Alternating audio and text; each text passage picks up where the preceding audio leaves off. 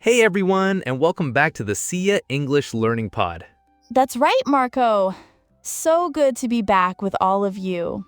Today, we're diving into a topic that's pretty universal, wouldn't you say? Something almost everyone can relate to. Oh, absolutely. We're talking about family. It's, a huge part of our lives, isn't it? So, Marco, when you hear family, what's the first thing that pops into your head? Oh, for me, it's immediately my immediate family, like my parents, my siblings. But then I also think about, the broader sense. Yeah, like your extended family, right? Cousins, aunts, uncles, all those big gatherings. Exactly. And it's interesting because in English, we have these clear distinctions, don't we? Immediate family for like the people you live with or your direct lineage. Uh-huh.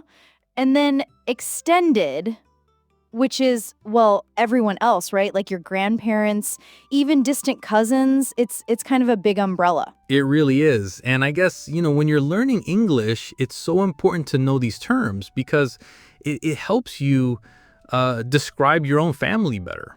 Totally. Like, instead of just saying my family, you can specify, oh, my immediate family lives close by, or I have a lot of extended family in different states.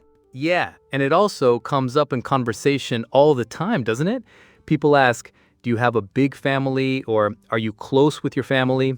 Oh, for sure. And sometimes it can be a bit personal, right? But usually it's a way to connect. Like, how many siblings do you have? Or are your parents still living in? Exactly. And I think it's also important to remember that family doesn't just mean blood relatives for everyone. Sometimes people talk about their chosen family, close friends who are like family to them. Oh, that's such a good point, Marco. That's really prevalent now. It's like people say, oh, my friends are my family. It's totally valid. Yeah, it just shows how flexible the concept can be. And if you're trying to describe your family, you can talk about their personalities too. Like, my dad is very outgoing, or my mom is quite reserved. Or, my sister's the oldest. Or, I'm the middle child. These are all super common phrases you'll hear. It just, helps paint a picture.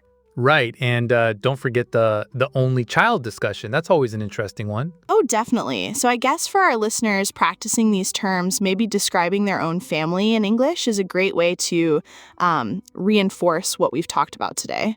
Absolutely. I mean, it's a conversation starter for sure. Well, that brings us to the end of another episode of the SIA English Learning Pod. It does indeed, Miranda. Thanks for chatting about family with me today. Always a pleasure, Marco. And to all of you out there, thank you so much for joining us. Keep practicing your English. We'll catch you next time. Bye for now.